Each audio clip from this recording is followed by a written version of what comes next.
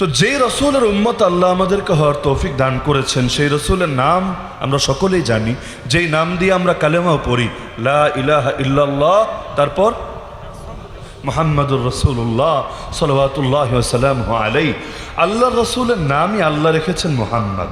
মুহাম্মদ কিন্তু বাংলা শব্দ না, কোন ভাষার শব্দ? আরবি। আর আরব জাতি কোন ভাষায় কথা বলতো? আরবি ভাষায়। আল্লাহর নবীর আগে কেউ আরবি ভাষায় কথা বলতো না এমন না, বরঞ্চ নবী আসার 1000 বছর আগ থেকে এই দুনিয়াতে আরবি ভাষা চলছে।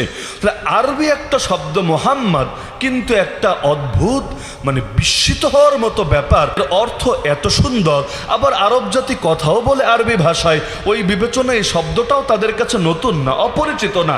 লেকিন পৃথিবীতে তার পূর্বে কারো মাথায়ও আসে নাই, কল্পনাও আসে নাই বাচ্চার নাম রাখবে মুহাম্মদ। আল্লাহ তার জন্য এমনভাবে এই শব্দটাকে রেখে দিয়েছেন যে অন্য কেউ তার বাচ্চার জন্য মুহাম্মদ নাম রাখবে এটা কল্পনায়ও আসে নাই। কারণ আমাদের মেধা কার নিয়ন্ত্রণে, প্রতিভা কার নিয়ন্ত্রণে?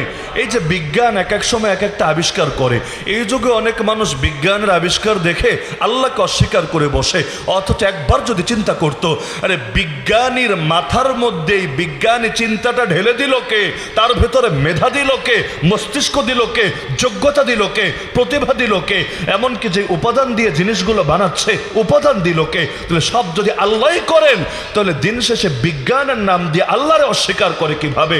মুসলমান যে হয়, যত বড় নেয়ামত পাক না কেন, প্রথম প্রশংসা করে আল্লাহর, আলহামদুলিল্লাহ।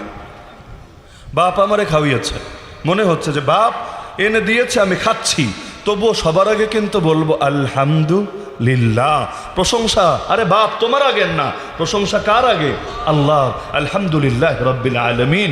তো এখন মুহাম্মদ শব্দটা আরবি, এই নামটা আরবের মধ্যে ব্যাপকভাবে থাকা দরকার ছিল, লেকিন এই নামে তার পূর্বে কাউকে নামকরণ করা হয় নাই, তার নামকরণ করা হলো, আল্লাহ তার দাদার মাথার মধ্যে এটা ঢেলে দিল।